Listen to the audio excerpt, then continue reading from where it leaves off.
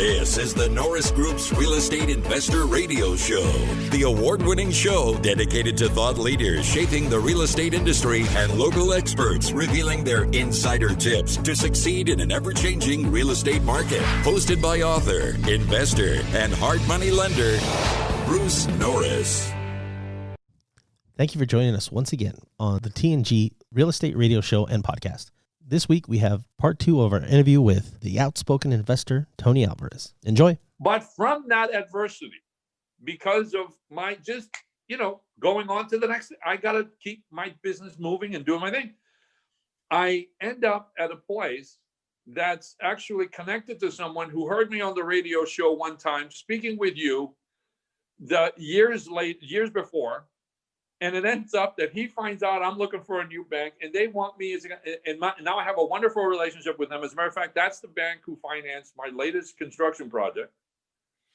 And it's just amazing to me. It's like Tarzan swinging from vines, one vine to the other, right?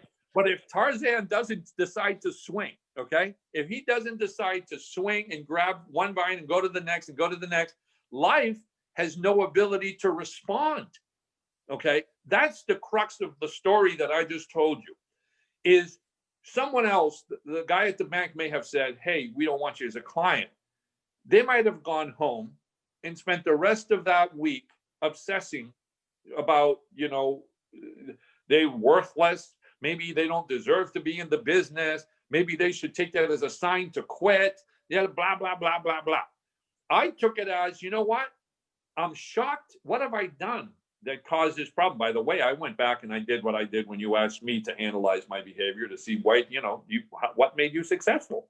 What do you think made you successful? I had to really think about that because I didn't think anything of it. I just worked, Right. I know, and I just kept doing the thing, repeating these same steps until I became really good at it as a result of my own actions, of learning and bucking my head up against the wall and then finding ways around it.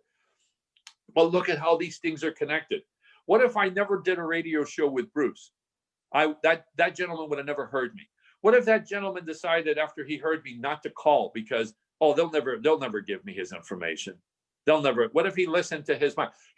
Years ago, I had an opportunity, and I've told you the story before, where a good friend of mine, Brad Nesty, invited me.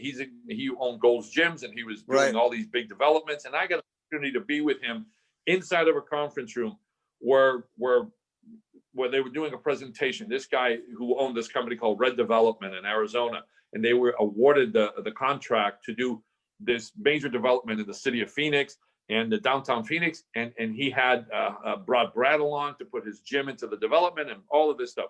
This is a young guy who went from being a commercial leasing agent to creating the largest development company in Oregon in 12 months. Okay. And how did he do it? Instead of hiring employees, he went to all of the other competitive companies around him and actually offered to make each one of the heads of each department partners with him. He brought on people as partners into his company. They all meshed together, made the largest company. The contract they gave him was so large that he had to hire his competition to help him complete the project. Okay. Right. I get to be in the room. This guy does his presentation. When he was done, he says, any questions? Now, I'm the only guy who's in that room who's really not supposed to be there. I'm just there because Brad invited me. Everyone else is part of the project. I, of course, don't pass up an opportunity to ask a question. So I raise my hand and he goes, yes, Tony. He had already remembered my name, okay? And I can't remember his. He says, you have a question? I said, well, yes. Now everyone looks at me, right? And now I'm turning a little red, right? Because I thought there was going to be a lot of questions. He said, what is it? I said, can you please tell me, is there one thing that you can credit with having helped you to become so successful so quickly? Because I'm just fascinated. I mean, the presentation you did here is fantastic. Obviously, you guys got this contract. I noticed you're having to hire people that you were competing with a year ago to get this thing done by your own admission. What do you credit with having gone from a leasing agent to the #1 development company in Arizona? Mm-hmm. And he turned around to me and I never forget it. he had his back to me while he was listening to me, and he's moving some papers around, and he looks up at me and he glances, he goes, "Oh, that's easy." I stopped listening to my own BS. And then everybody laughed, right? And I was kind of like a little embarrassed because I didn't get it at first. And I walk out, and we get into the elevator, myself and my friend Brad, and he turns to me and he goes, "Do you always have to open your mouth? Can I just not take you to one of these places without you saying so?" I said, "Listen, I asked the guy a serious question. He gave me kind of a BS answer." He goes, "What, Tony? What the guy was asking if there was any questions about the project. He wasn't asking about his life story." I said, "No." So we're now on the plane back from Arizona to Los Angeles. And somewhere around midway, it hit me what that man had answered me, okay? Because I'm not that bright. Here's the question that all of us should ask ourselves. Have we stopped listening to our own BS? Because under the title of BS, right, our internal conversations, comes all of those things that we do to ourselves to keep ourselves from moving forward when we hit some roadblock or some adversity, or we wake up one day and we say, "You know what, I've had enough. I'm going to do something different. I'm going to get involved in real estate. I'm going to do this. I'm going to do my first flip. I'm going to do my first fixer, whatever it is." And your mind immediately, 5 seconds after it gave you the idea and the confidence in yourself to make that decision, it says, "But what if? What if this happened? What if that happened? What if this? Your brother, he tried it. And your cousin, did you hear about that other guy? I don't think you have what it takes." And then that conversation starts, right? And see, people will sit down mentally at some chair, and you see them. It's almost like you can see them. They're staring out a window, and they're frozen in time because they're in that conversation in their own minds and then won't take the next step. That's listening to your own BS. And that's what that young man was saying. He stopped listening to his own BS. That was the most powerful phrase that man could have said to me in that moment. And it was true.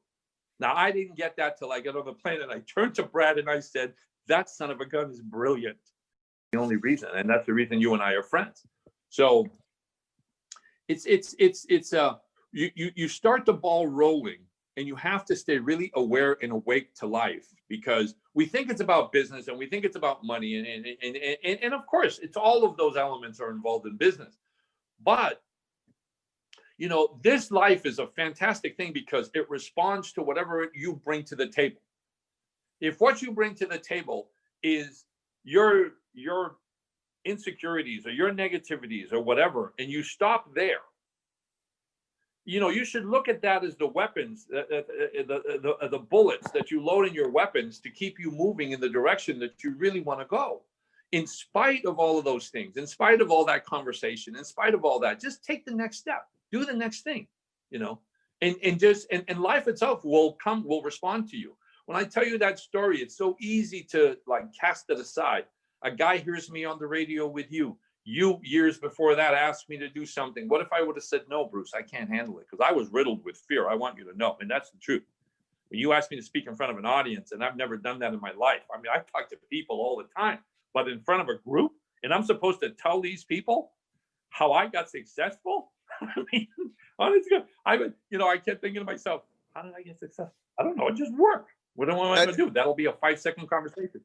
Now, do you realize every speaker was hand selected for their differences, not for their commonality?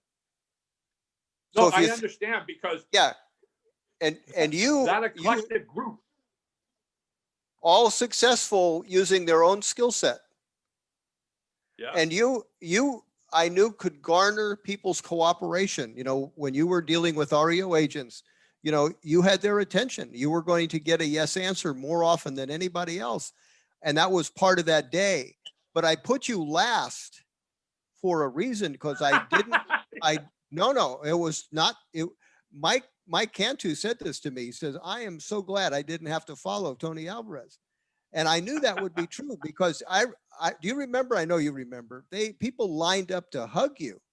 It wasn't just an education thing. It was an impactful, emotional event. Yeah, and I think it was, to be very fair, and I've always told you, next to my son being born, that was probably the most powerful day of my life. But I remember before I was going to go on stage, and I was afraid to do it, and I I said, I don't know if I can do this, Bruce, and you said something to me that was very, very important. You asked me a question. You said, well, you going to lie to anybody here today? And that shook me. Okay. I want you to know that really kind of pissed me off a little bit. It was like, lie? I'm not going to lie to anybody. But in that question, you shook out of me. You took my focus and put it on. Tell the truth. I'm telling the truth. What am I worried about? And you said, just get up there. You got 2 hours. And I thought, 2 hours? What the hell am I going to talk about for 2 hours? He said, you got 2 hours to speak. Get up there, tell them what you did. If you're up there for 15 minutes, just finish and get off the stage, and that's fine. Just do whatever it is. But, but when you ask me that question, are you going to lie to anybody? So what are you worried about? You're just going to tell them your story. That's it. I got up there, and I remember being very nervous and then realizing that I was just started speaking, and all of a sudden that just took a life of its own. I was just telling them the truth about every moment and remembering all these instances that were so perfect. I learned so much about myself and so much about what actually helped me to succeed going through that process of speaking that day. It was just astounding. And then watching those guys, these men, like you said, line up and just to give me a hug, or say thank you. And most of them, I want you to know, it wasn't just a few. It was most of them were really emotional. And some of them had tears streaming down. They gave me a hug. Well, I remember one guy hugged me and he said, you just reminded me I need to call my sister. Now, how the hell that happened from what I was talking about in conversation? It just, I think somehow it broke through and made a lot of businessmen, quote unquote businessmen, realize that if there is a secret to success for anyone, it has to be that you have to bring the best of yourself to whatever it is you do, and to treat people always with respect and dignity, and to hold that flag high as you do whatever it is you do. And it doesn't matter if nowadays technology, right? If you're on the internet communicating with people, if you're putting out whatever, if you're writing letters, if they're sending them out to masses of people that you have never met, you can transcend that form of communication and bring through the best of yourself. And if you can connect, because I've done it here. People say, oh, come on, you can't buy properties, blah, blah, blah, blah. I needed to strategically purchase 5 buildings out of 8 so that I would own the majority of these buildings within this homeowners association, all four plexes. I bought 2 because I needed to, the 1031. You couldn't find a lot of properties in Grants Pass, okay? That would fit I could have bought the whole city, okay? And I'm looking, and they have these 2 buildings, and I buy them, and I realize the homeowners and the people are not really paying and doing what they had to do, and so I had to take control. And the only way to do that, I met with the property managers, and they said, listen, you got to become president. I got to become president. Yeah, you got to get the people to vote for you. Nobody would even show up for the meeting. So I sent out a letter to everybody asking if they would please participate in fixing up the place or sell their building, because I didn't want to be an owner of a slumlord. I didn't want to be a slumlord, and I'm going to fix my buildings up. And I'm going to steal all your good tenants, because when they see me fixing all these buildings up, and my 2 are beautiful, and your 2 look like a disaster, your good tenants are going to come to me. Well, what happens is everybody starts listing their buildings. Some of the people didn't like my letter. They would list it, but they wouldn't come to me first. I ended up buying them anyways. I buy the next one, and then the next one. And one of them, this older lady calls me. She's in her 90s.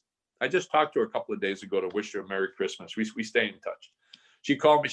And through her voice, she sounded like she was a very, very weak person.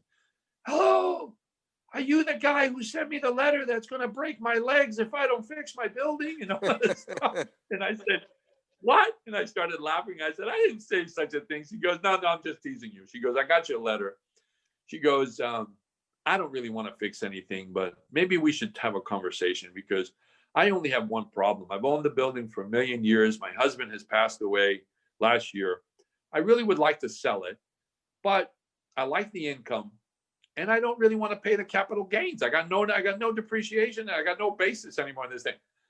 She says, come see me. I said, okay. She lives so far out in the woods out here, my GPS wouldn't even work. I had to follow her direction, You know those kind of Three Stooge directions. Take a left at the rock that looks like a tree, and then take the right at the bear that looks like a rock. You know, that kind of thing. That's how I found her. I go to see her. She's got 1 million dogs trying to kill me, and then 100 cats in her house. And we sit down to talk, and she says, "Do you have any idea?" I said, "Listen, I've been thinking about what you said, and there's only one way we can do this deal to where you don't pay any taxes." She says, yeah, 1031s. I don't want to do that because then I end up buying more property that I don't know. And I said, no, it's not 1031. I said, it's easier than that. You have to sell me the building, and you got to carry 100% of the financing. Right. Really? Well, I said, you're only going to pay capital gains on the income that you make. She goes, okay, I'm glad you mentioned the income. If I do that, I don't want my income to drop 1 penny. She goes, so how are we going to structure this? I said, well, you got to carry the financing. She goes, well, what interest rate are you going to give me? I said, what interest rate do you want? She goes, just figure out. I want to get the same payment. I said, look, I'll pay you the same interest rate I give to the bank. What bank do you bank with? I said, Evergreen Bank. She goes, well, we'll see about that. She picks up the phone and dials the bank. I don't know who she's calling now, right? And I'm thinking, oh my God, what if she calls them and they don't know who I am? She gets through. She goes, man, I speak to Jeff. I want you to know, Jeff is the president of the bank. She gets through. The guy goes, hi, how you doing? So they have some niceties on the phone with each other, right? She says, well, look, I called you because I got this guy here. His name is Tony Alvarez. Yeah, he wants to buy my building and he wants me to carry. And he says he won't give me the interest rate that you give him. And yeah, but I don't know this guy. I mean, he so wrote me this letter. Yeah, okay. All right, thank you, Jeff. And hangs up the phone. She goes, okay. So he says it's around 5% that you're getting at the time, this and that. And the guy, I said, wait a second. What did the guy say? She goes, that's not. She said, that's not important. I said, well, and I said, no, it's important to me. I was scared right now. I don't know what that guy was going to tell you. She goes, he said you got more money than me, not to worry about it. And she starts writing, right? So we cut that deal, I want you to know. And what I said to her was, I did the calculations right there with her. By the way, she's a math whiz. She could run circles around me. She ran her own checkbook. She's in her 90s, ran her own checkbook, ran the checkbook for her business, for her and her husband for many years, ran the checkbook for her ladies club and for her church. Once a week, she drives into town by herself in her own jalopy, her old car, and she has lunch with her girlfriends, a ladies club, okay? This is a woman who's elderly, but sharp as a tack, okay? So we cut the deal basically on a piece of paper. We just write it out. We figure out she's going to get about $200 more by doing this every month on her income without having to deal with anything. She was smiling from ear to ear. She goes, I can't believe that. She goes, well, wait a second. What if you die? She says to me. I said, eat it. You're in your 90s. I'm 30 years younger than you. The likelihood of me kicking the bucket before you is highly. So she laughs. She goes, oh, you're right. Okay, wait a second. What if I die? Who's going to get my money? And she had her buildings in a trust and everything. She was hilarious. So we get this deal done. I said to her at the end, I said, look, I'll pay for all the costs. You're doing this. You don't have to put a penny into this transaction. I bought that building for $325,000 from her. It's a 4-unit. At the time, the rents were around $750, $800. She had some really low rents. One was as low as $550. Those rents today are $1,100. Okay. And that building today, we just had them appraised recently because I was considering refinancing them. And the amount they gave me in the appraisal was stupid high. I mean, it was just like they appraised it for like 500 some odd thousand. It was just ridiculous. I even told the appraiser, I called him and said, you're out of your mind. He says, no, Tony, that's what they're paying right now for those kind of buildings. So, let me ask you, we got about 10 minutes that we need to maybe talk about real estate just for, let me ask you. I'll keep my answers brief. Have you sold most of what you had intended to sell in California? Yeah, we're down to one property and it's in escrow. I've liquidated everything else. Well, I've got another property in Sonoma that I may sell or may not sell. I'll probably will sell it, but I was thinking about keeping it as a vacation rental. And also now I can build 2 other structures on it. So I'm teetering on that one, whether to get rid of it or not. But all the other stuff I had in the Antelope Valley, done. Done. Okay. And Oregon's where you have most of what you own now as far as rentals? Yes, Oregon is where I have the bulk of the rental properties, and I'm building here. And what I'm doing here now is I'm liquidating the older stuff because I had to do it in steps. I had to 1031 exchange into it, into this area, and I had to buy whatever I could find. There's a lot of old stuff up here that I really didn't want to own, but you know, the tenant were much more manageable. But now I'm probably only going to end up keeping the stuff that I've built, which is 11 lot, 22 units on one site, and the other side I think it's 19 units. I'll probably end up keeping those. I've got another project, and now I'm looking at a larger parcel. To be honest, I'm looking at a 10-acre parcel that I may or may not do. It depends, but I'm really I got my sights on Florida, to be honest with you. You've kind of stoked that fire a little bit for me, and there's a lot of good reasons to make that move. I would probably spend half the time in Florida and half up here, depending on the weather, because I'm not looking forward to. I don't do humidity too good, So in the summertime, I don't know if I'd be down there. I know I'm Cuban, should be okay with it, but I might go. I may do that, but I'm really looking forward to establishing my residence and stuff, and being over there for the winter time. All right. Well, at least we'll give you, whenever you want to do that, come down, we'll give you a tour. What's your take on what's next for real estate? Are you concerned about a glut of foreclosures, law changes? What concerns you, if anything? I think all of the above, but I've always looked at real estate as, local market. I know we're affected by the broad strokes, but I think, for example, there's a tremendous amount of people still moving into this area in Southern Oregon, and of those coming here, a majority are moving into areas like Grants Pass. We have a huge problem with available housing. Mm-hmm. It's just huge. So, I've got a great contractor who's become a good friend, and I'm constantly looking for stuff now to keep him busy because he builds his own stuff for sale and stuff like that, but he loves us working together because it's become like it's on autopilot. I just got to find the right projects, but I do think eventually we're gonna see some hits, but I think in this area, in the last downturn, this area got wiped out, even though it took a while for that wave to catch, to catch up here. But I'm watching, what I'm seeing is a lot of over 50s moving into the market, and medical community is expanding here by leaps and bounds. It seems like every application we're getting, because keep in mind, I'm building new.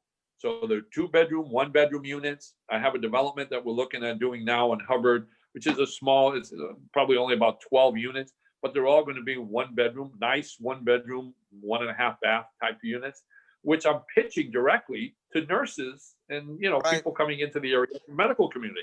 Yeah. So I'm getting high rents is what I'm saying. So it doesn't apply to everyone in this market. I'm specifically, targeting a certain demographic, and that demographic is exploding.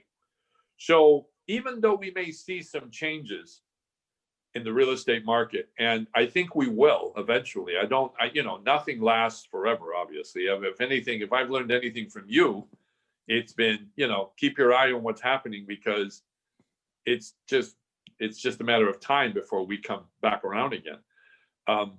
I'm concerned about the political things that are going on and all that. I think all of it affects real estate, and there's no telling what's going to happen.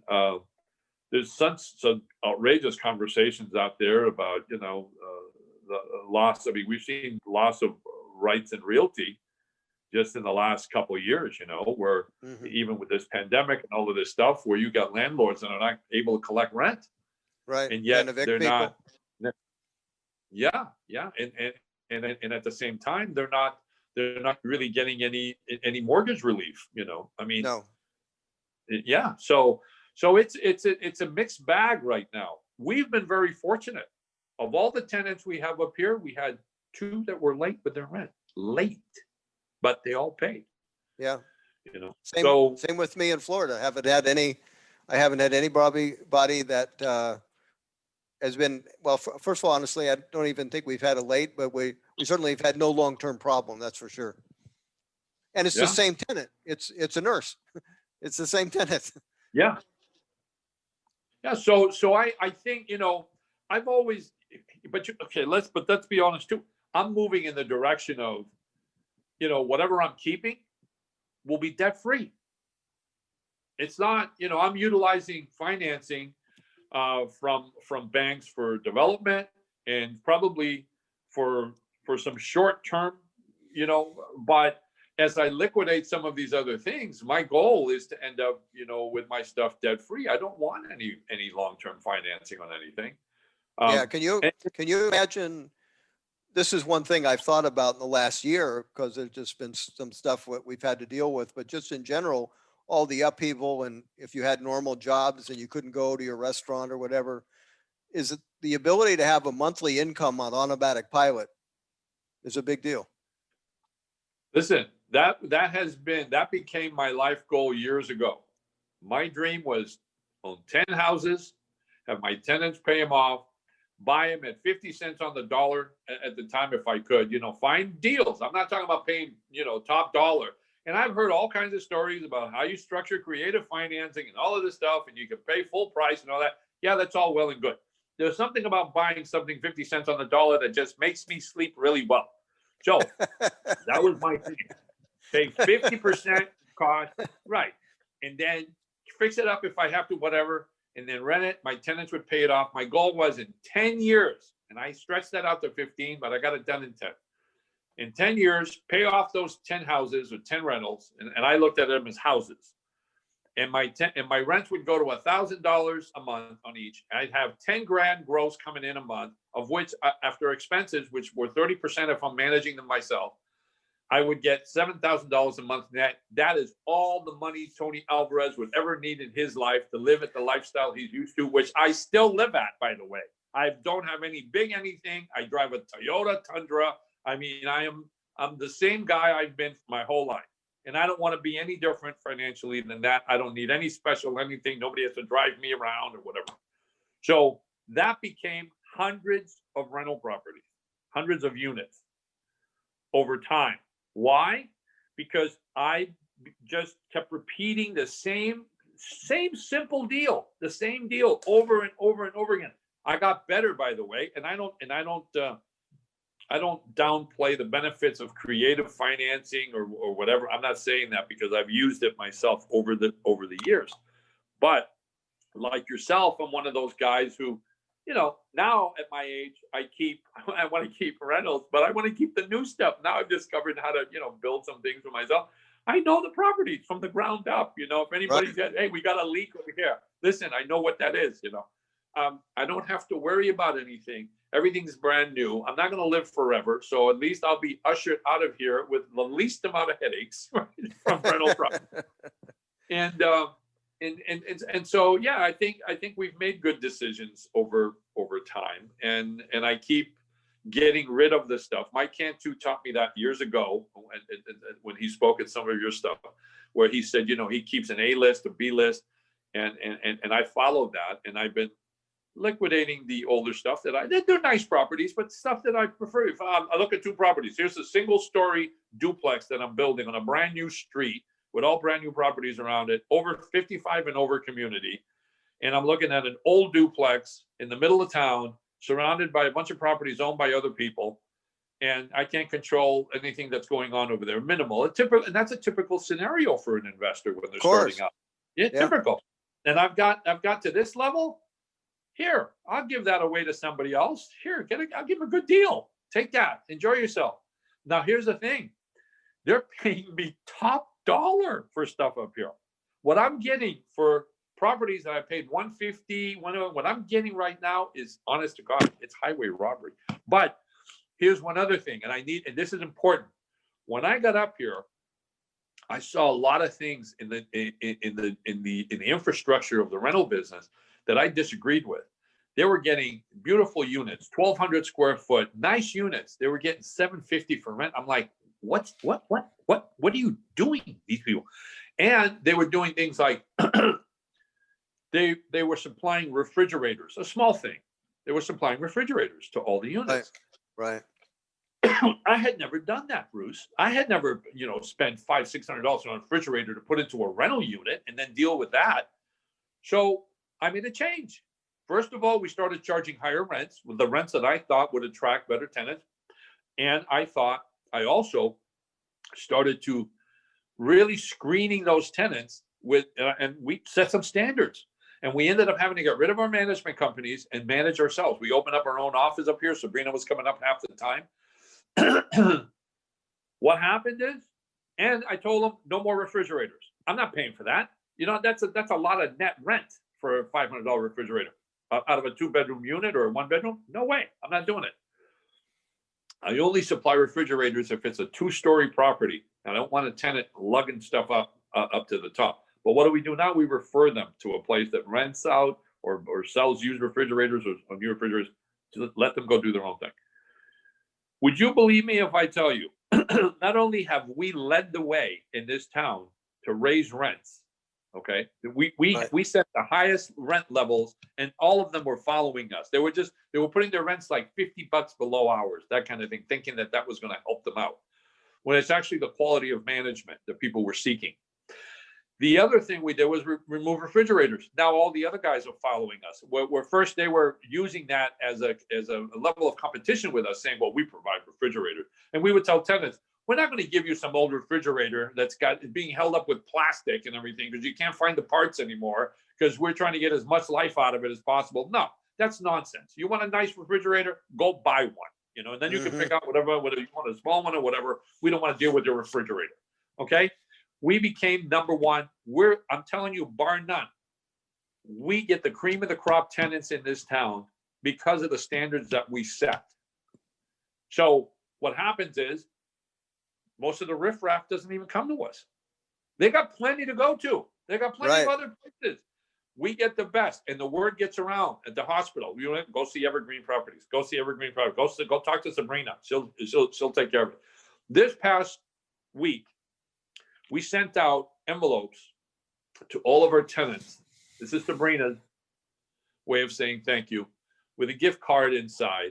I think it was $50, something like that, to all of our tenants to say, Merry Christmas. Thank you very much. We know you're going through a difficult time. You've all been wonderful to us. We just want to say thank you. Okay. Now, and I had to, you have to, that's a fine line you have to walk because, just like when this whole pandemic thing came out, and a lot of investors were out there bragging about how they were holding back on their rents and stuff like that. I didn't agree with that. I thought that's you got to be careful, because if they don't have a hardship and you start, pulling back on, getting ahead of the curve, so to speak, and offering free rent and all, taking all that stuff. That's in Cubans call it a situation like that arroz con mango, rice with mangoes. It's too sticky of a situation. That could go in a lot of different places. So you have to be careful how you handle that. But I'm just very grateful that we have great tenants, and I'll send you some copies of some of the letters we've gotten in response to those cards that went out. Because our tenants, some of the incomes that they're making are pretty good incomes. They don't need $50 gift card, okay? But just a gesture and just say to them, thank you very much. They really, really appreciated it, and they didn't even expect that. It came out of left field, Very cool. Tony, we have got to wrap up, man. I have enjoyed talking with you as always. It's my pleasure, Bruce, anytime. And I look forward to seeing you in Florida. We're attending your next well, I don't know if I should even, I don't know if anybody knows about what you're doing or whatever, but Yeah, that's fine. no, yeah, because you got a class coming up. It's kind of more like an event that you do. And Sabrina said to make sure that we're both going to be attending that. So yeah, I was thinking about driving cross country in my Sprinter van conversion. But yeah. It's going to be March 12th. March 12th. Okay. Oh, Joey, okay, thank you. cool. That's the next boot camp. Thank you so much. It's been a pleasure, Bruce. Always wonderful to see you. I love you very much. Love you too, buddy. Take care. For more information on hard money loans and upcoming events with the Norris Group, check out thenorrisgroup.com. For information on passive investing with trust deeds, visit tngtrustdeeds.com.